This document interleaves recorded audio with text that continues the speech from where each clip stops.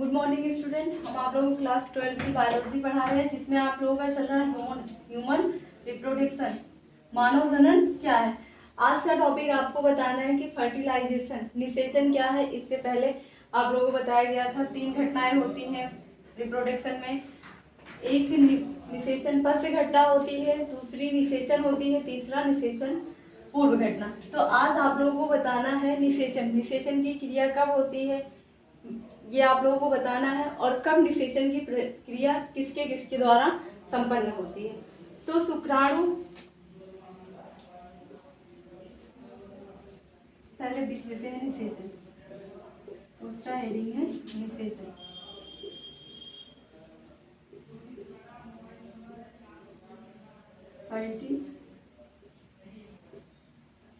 Fertilisation,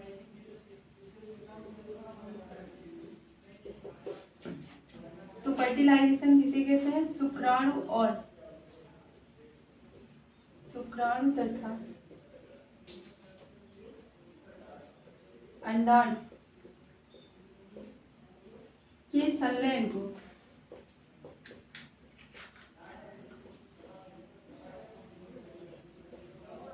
निषेचन कहते हैं।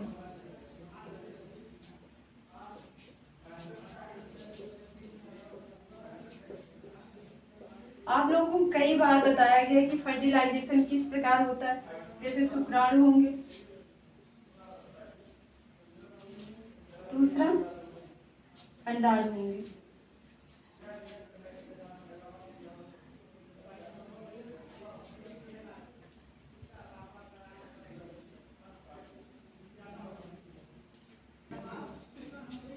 शुक्राणु, स्पर्म, ओवम, अंडाणु, ये दोनों क्या करेंगे? संलयित होंगे। संलयित होके जाइगोट का निर्माण करेंगे। तो इसी क्रिया को फर्टिलाइजेशन, शुक्राणु किस में होगा? मेल्स में होगा, मेल में पाया जाएगा, और ये फीमेल में पाया जाएगा। तो यही क्रिया निषेचन कहलाती है। अब शुक्राणु अंडाणु से कहाँ पे मिलता है, आप लोगों को ये बताया जाएगा कि शुक्राणु अंडाणु से कहाँ मिल रहा है। तो निषेचन मेल, शुक्राणु तथा अंडाणु के संलयन को ही निषेचन कहते हैं। तो मेल से शुक्राणु निकलेगा और फीमेल से अंडाणु, तो ये दोनों संलयित होंगे। संलयित होकर जाइगोट का निर्माण करें। लेकिन अब कहाँ पे संलयित हो रहे हैं और जाइगोट का निर्माण कहाँ पे हो रहा है, तो इसको आप फिगर के माध्यम से देखेंगे।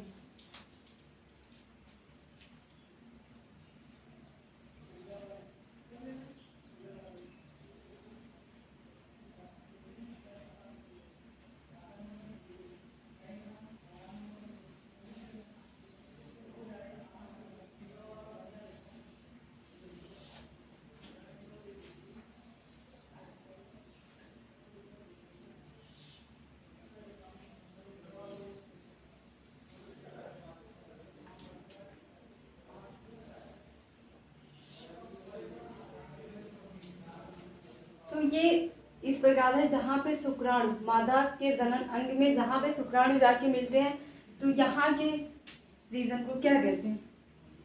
एम्फुलम। और इसको इस्थमस कहते हैं। इस्थमस,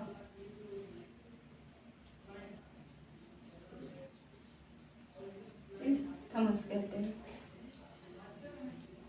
और इसको इनफंडिबुलम कहते हैं।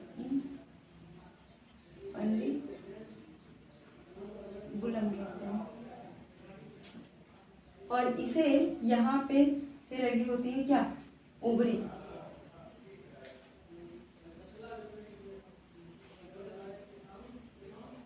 ये ओवरी है। इधर भी इसी प्रकार क्या पाई जाती? ओवरी पाई जाती है, जिसमें अंडाशय रहते हैं।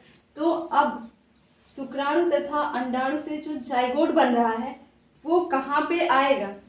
यहाँ पे एम्पुला और इस्थमस के बीच में इंटर होगा।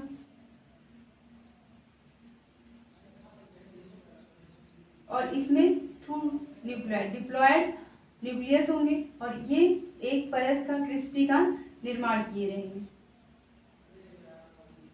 इस तरह से एक क्रिस्टी का निर्माण होगा। और ये यहाँ से इधर से जब शुक्राणु क्या करेंगे, शुक्राणु यहीं से इंटर करेंगे,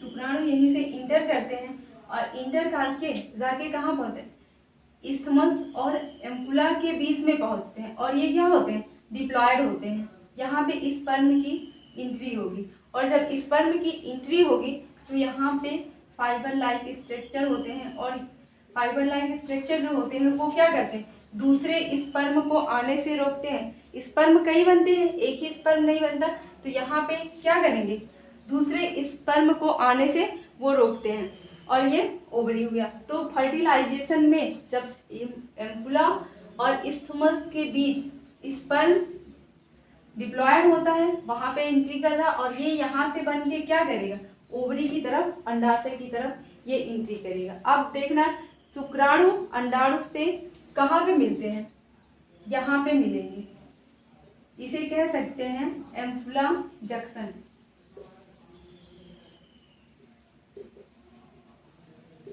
एम्पुला जंक्शन किसे कहेंगे, इस्थमस और एम्पुला के बीच के स्थान को एम्पुला जंक्शन कहते हैं। शुक्राणु का अंडाणु से मिलना ही क्या कहलाएगा, निषेचन कहलाएगा।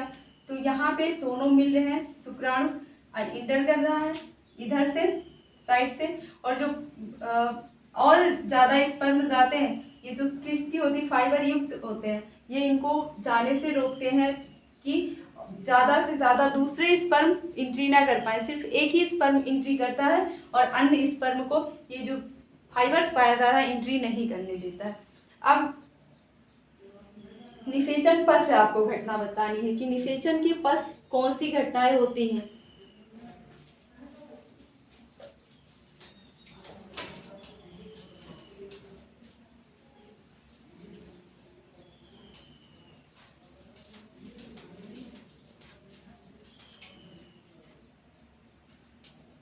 तीसरा है निषेचन पश्च घटना।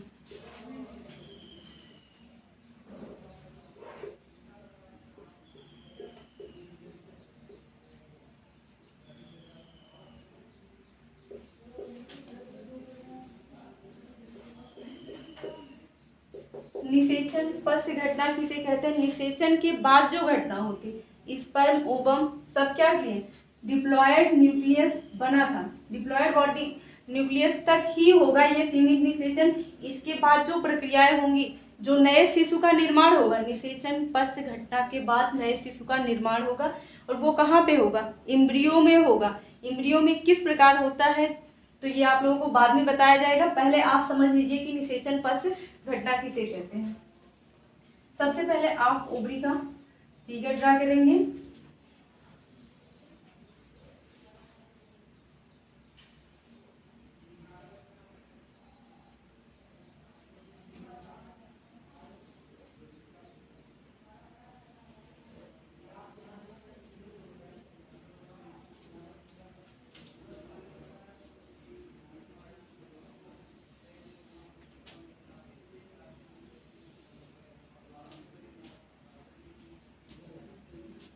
तो सबसे पहले यहाँ पे क्या होगा, जाइगोट बना था, वो भी क्या बना था, निषेचन में जाइगोट का निर्माण हुआ था, डिप्लॉयड हुआ था, डिप्लॉयड जाइगोट का निर्माण हुआ था। निषेचन तक यही घटना तो कहलाती है, जाइगोट का निर्माण होगा। जाइगोट का निर्माण होने के बाद क्या होता है, जाइगोट डिवाइड होता है ब्लास्टोमियर में। ये जाइगोट जो होगा डिवाइड होगा ब्लास्टोमियर में, और ये जब ब्लास्टोमियर में डिवाइड होगा तो क्या बनाएगा, अपने जैसा दो जाइगोट, यानी टू जाइगोट का ये फॉर्मेशन करेगा। और जब ये टू जाइगोट का फॉर्मेशन करेगा वन डे में, कहते हैं प्रेगनेंसी की जो प्रक्रिया होती है 9th मंथ का होता है।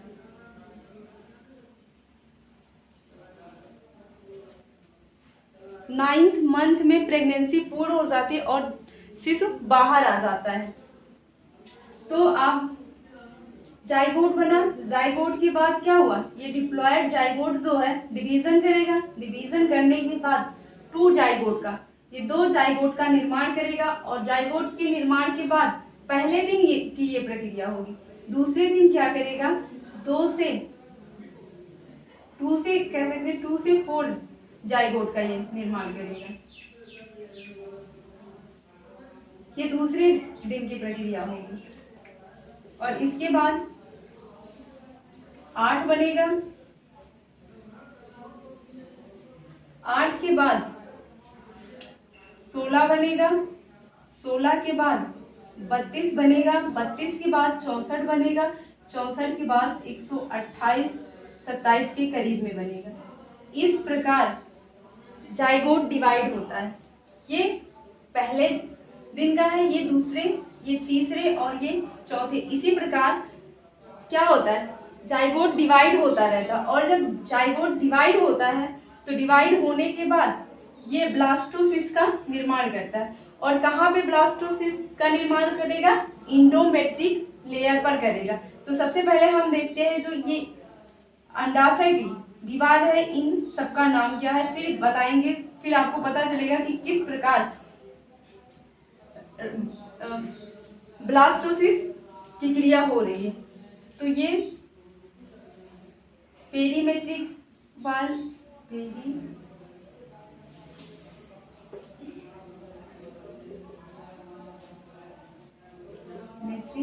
लेयर, दूसरा मायोमेट्रिक लेयर है,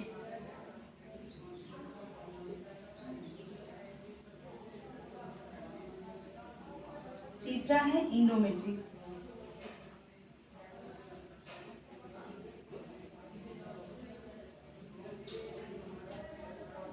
ये बाह्य है, बाह्य स्तर, ये मध्य स्तर है और ये अंतः स्तर है, अंतः स्तर है।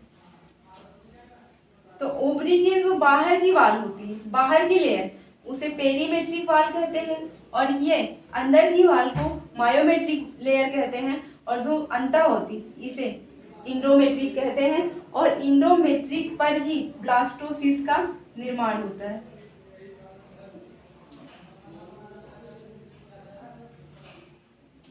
ये भी 3 लेयर का निर्माण करेगी।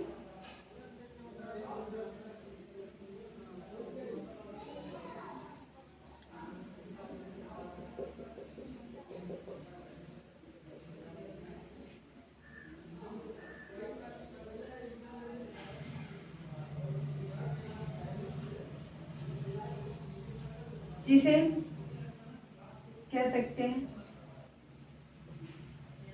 इक्टोडर्म,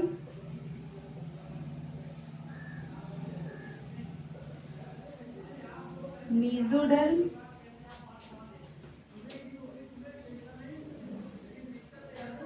और इंडोडर्म।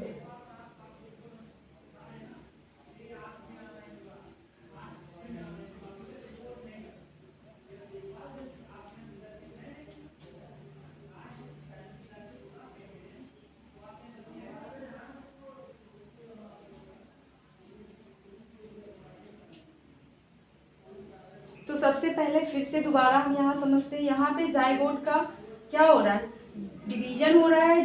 जाइगोट का जाइगोट जो होता है उसके डिवीजन के बाद टू जाइगोट का निर्माण हो रहा है। इसके निर्माण के बाद फिर डिवीजन करेंगे, 4 जाइगोट का निर्माण होगा। ऐसे धीरे धीरे क्या होगी, संख्या बढ़ती जाएगी।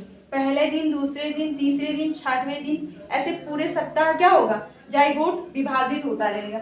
और जब विभाजित हो जाएगा, विभाजित होने के बाद जब इसकी संख्या 128 से 127 के करीब पहुंचती है जाइगोट की, तो ये क्या करेगा, ब्लास्टोसिस्ट साइट्स का निर्माण कर लेता है। और जब ये ब्लास्टोसाइट का निर्माण कर रहा है, ब्लास्टोसाइट का निर्माण ये कहाँ कर रहा है, इंडोमेट्रिक लेयर पर कर रहा है। इंडोमेट्रिक जो अंडाशय होता है, ओवरी के बाहरी आंतरिक स्तर इंडोमेट्रिक लेयर पर ये ब्लास्टोसाइट का निर्माण कर रहा है। ब्लास्टोसाइट का निर्माण होने के बाद धीरे धीरे इसमें 3 लेयर बनती है। पहला लेयर होता है एक्टोडर्म, दूसरा मेसोडर्म और तीसरा एंडोडर्म। इन तीनों लेयर के बनने के बाद जाइगोट बना, ये ब्लास्टोसिस का निर्माण किए। ब्लास्टोसिस इंडोमेट्रिक लेयर पर बना, इंडोमेट्रिक लेयर के पर बनने के बाद ब्लास्टोसिस क्या करेगा, 3 लेयर का फॉर्मेशन करेगा। 3 लेयर का फॉर्मेशन करने के बाद इंडोडर्म, मेसोडर्म और एंडोडर्म जब ये बन जाएगा तो इसके बाद कौन सी प्रक्रिया आती है, इसके बाद भ्रूणीय प्रवस्था आ जाती है। बस यही है निषेचन पश्च घटना। जब ये तीनों लेयर यहाँ पे कंप्लीट होंगे तो लेयर कंप्लीट होने के बाद आ जाती है भ्रूणीय अवस्था, जो इसके बाद का टॉपिक है। तो अब समझेंगे कि हम भ्रूणीय अवस्था क्या है।